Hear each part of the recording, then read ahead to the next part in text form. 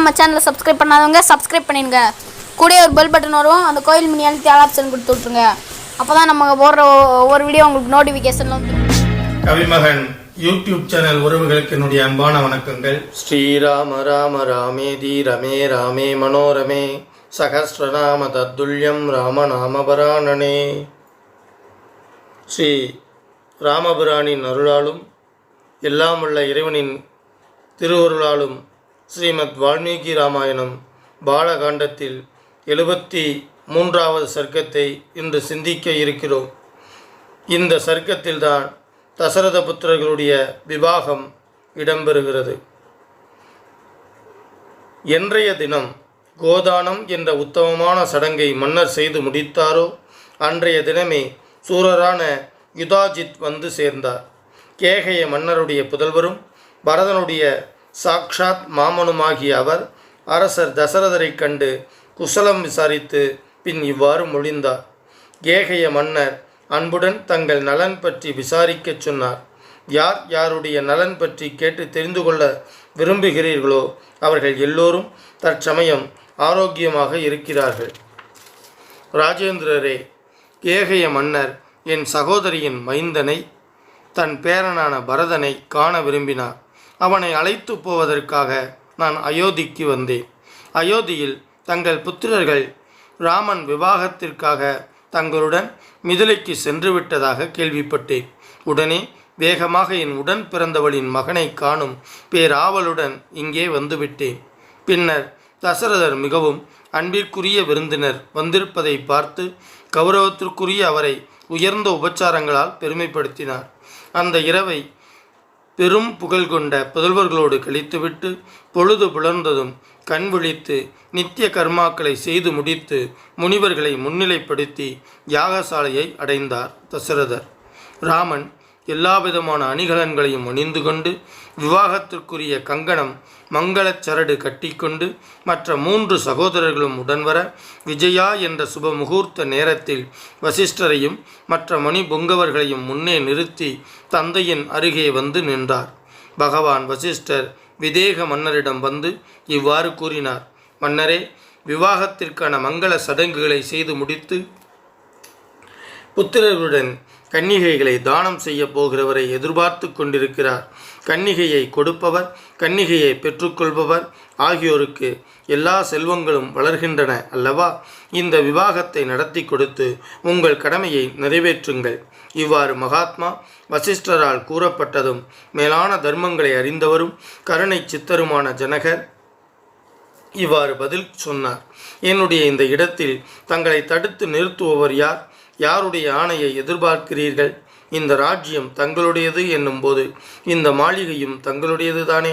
தன் வீட்டில் தன் விருப்பம் போல் நடந்து கொள்வதில் என்ன தயக்கம்? என்னுடைய கன்னிகைகள் விவாகத்திற்கான எல்லா சடங்குகளையும் முடித்துக்கொண்டு தக்க உடையணிந்து வேள்வி குண்டத்தின் அருகே வந்திருக்கிறார்கள். முனிவர் பெருமானை தங்களை எதிர்பார்த்து கொண்டு இந்த மேடையில் நான் சித்தமாக இருக்கிறேன். எல்லா சடங்குகளையும் குறையில்லாமல் செய்யுங்கள். ஏன் காலதாமதம்? ஜனகரால் சொல்லப்பட்டதை கேட்ட தசரதர் எல்லா முனிவர்களையும் தன் புதல்வர்களையும் உள்ளே அழைத்து வரச் செய்தார். அப்போது விதேகர்களின் அரசர் வசிஷ்டரிடம் இவ்வாறு கூறினார். முனிவரே, உலக மக்கள் அனைவராலும் விரும்பப்படும் ராமனுடைய விவாக சம்பந்தமான கிரியைகளை எல்லாம் முனிவரை கொண்டு செய்விப்பீர்களாக. சரி என்று ஜனகரிடம் பதில் கூறினார் பகவான் வசிஷ்டர். விஸ்வாமித்திரரையும் தர்மமே உருவெடுத்தார் போன்ற சதானந்தரையும் முன்னிட்டு கொண்டு மகா தபஸ்வியான அவர் மணப்பந்தலின் நடுவில் முறைப்படி வேள்வி குண்டம் அமைத்து அந்த வேதியின் நாற்புறங்களிலும் சந்தனத்தாலும் மணமிக்க மலர்களாலும் அலங்கரித்தார்.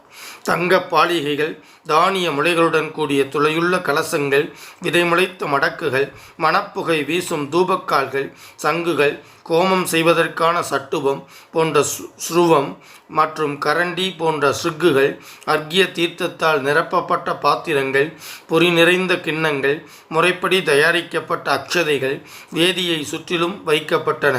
முறைப்படி மந்திரங்களை உச்சரித்து கொண்டு சமமான அளவுள்ள தர்ப்பங்களை பரப்பி முறைப்படி மந்திரம் கூறி குண்டத்தில் அக்னி வளர்த்து மகா தேஜஸ்வியான மா முனிவர் வசிஷ்டர் அந்த அக்னியில் ஆகுதிகள் கொடுத்தார். எல்லா அணிகலன்களாலும் அலங்கரிக்கப்பட்டிருந்த சீதையை ராமனுக்கு நேர் எதிரில் அக்னிக்கு முன்பாக நிற்கச் செய்து கௌசல்யின் ஆனந்தத்தை பெருகச் செய்கிற ஸ்ரீராமனை நோக்கி ஜனக மகாராஜர் சொன்னார். இந்த சீதை என்னுடைய மகள், தர்ம கர்மாக்களில் உனக்கு அனுசரணையாக இருக்கப் போகிறவள். இவளை ஏற்றுக்கொள், உனக்கு மங்களம் உண்டாகட்டும். இவருடைய லட்சுமிகரமான திருக்கரத்தை உன்னுடைய வீரத்தை வெளிப்படுத்திய திருக்கரத்தினால் பற்றுவாயாக. இவள் பதிவிரதை, பெரும் பாக்கியசாலி, உன்னை எப்போதும் நிழல் போல பின்தொடர்வாள் என்று கூறி மந்திரங்களால் புனிதமாக்கப்பட்ட தீர்த்தத்தை வார்த்தார். தேவர்களும் முனிவர்களும் ஆஹா என்ன பாக்கியம் என்று குதூகலித்தார்கள். ஆகாயத்தில் தேவ பேரிகைகள் முழங்கின. ஏராளமான மலர் மாறி ஏற்பட்டது. இவ்வாறு மகள் சீதையை மந்திரங்களால் புனிதமாக்கப்பட்ட நீரினால் தாரை வார்த்து கொடுத்துவிட்டு மகிழ்ச்சியில் மூழ்கி திளைத்த ஜனக மகாராஜர் சொன்னார், லக்ஷ்மணா வா, உனக்கு மங்களம் உண்டாகட்டும். என்னால் கொடுக்கப்படுபவளுமான ஊர்மிளையை பெற்றுக்கொள். அவள் கையை பற்றிக்கொள். காலதாமதம் வேண்டாம். அவனிடம் இவ்வாறு சொல்லிவிட்டு பரதனிடம் கூறினார், ரகுநந்தனா, மாண்டவியின் கையை பற்றிக்கொள். காலதாமதம் வேண்டாம். தர்ம திருவுருவான ஜனகமா மன்னர் சத்ருக்கனிடம் சொன்னார், மகாபலம் பொருந்தியவனே, சுதகீர்த்தியின் கையை உன் கையினால் பற்றிக்கொள். காகுத்தர்களான நீங்கள் எல்லோரும் பண்பாளர்கள். எல்லா விரத அனுஷ்டானங்களையும் குறைவில்லாமல் செய்து முடித்தவர்கள். இனி பத்தினிகளோடு இணைந்து அறம் செய்யுங்கள். காலதாமதம் வேண்டாம். வசிஷ்டருடைய கருத்துக்கு இசைய நடக்கும் அந்த நால்வரும் ஜனகருடைய சொற்களை கேட்டு 4 கன்னிகைகளின் கையை முறையே தம் கையால் பற்றினார்கள். பெரும் பண்பாளர்களுமான ரகுகுல உத்தம தோன்றல்களாகிய நால்வரும் பத்தினிகளுடன் அக்னியையும் மணமேடையையும் அரசனையும் முனிவர்களையும் வலம் வந்து விவாக சடங்கு முறையை விவரிக்கும் நூல்களில் சொல்லப்பட்டபடி விவாக கர்மாவை செய்து முடித்தார்கள். கன்னிகைகளின் மென்மையான கைகள் வலிமைமிக்க காகுத்தர்களின் கரங்களால் ஏற்கப்பட்டவுடன் பேரொளியுடன் கூடிய மலர் மாறி ஆகாயத்திலிருந்து பொழிந்தது. தேவலோக பேரிகைகள் முழங்கின. பாட்டும் வாத்திய சங்கீதமும் ஒலித்தன. கூட்டம் கூட்டமாக அப்சரசுகள் நடனமாடினார்கள். கந்தர்வர்கள் இனிமையாக பாடினார்கள். ரகு பரம்பரையில் தலை சிறந்து விளங்கிய அவர்களின் விவாகத்தின் போது இந்த அற்புதம் காணப்பட்டது. இவ்வாறாக வெளியே நாட்டியம், பாட்டு, தாளம் என்று அமர்க்களப்பட்டு கொண்டிருந்த போது பெரும் புகழ் கொண்ட அவர்கள் அக்னியை 3 தடவை வலம் வந்து தத்தமது மனைவியரை கைபிடித்து தனதாக்கி கொண்டார்கள்.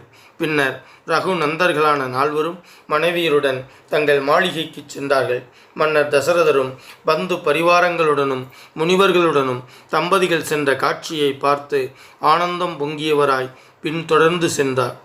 ஸ்ரீமத் வால்மீகி ராமாயணம் பாலகாண்டத்தில் 73வது சர்க்கம் முற்றிற்று.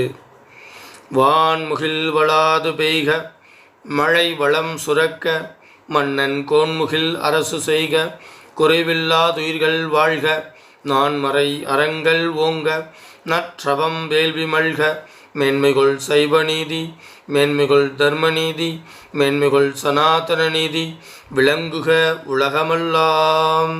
மூர்த்தி எல்லாம் வாழி, எங்கள் மோனகுருவாழி, அருள் வார்த்தை என்றும் வாழி, அன்பர் வாழி பராபரமே. ஓம் சாந்தி சாந்தி சாந்தி. ஹரி ஓம். ஸ்ரீ குருப்யோ நமஹ. ஹரி ஓம். சப்ஸ்கிரைப் பண்ணணும், லைக் பண்ணணும், கமெண்ட்ஸ் பண்ணணும். நன்றி, வணக்கம். இதுவரைக்கும் நம்ம சேனலை சப்ஸ்கிரைப் பண்ணாதவங்க சப்ஸ்கிரைப் பண்ணிடுங்க. கூட ஒரு பெல் பட்டன் வரும், அந்த கோயில் மினி அழுத்தி ஆல் ஆப்ஷன் கொடுத்து விட்ருங்க. அப்போ தான் நம்ம போடுற ஒவ்வொரு வீடியோ உங்களுக்கு நோட்டிஃபிகேஷனில் வந்துடும்.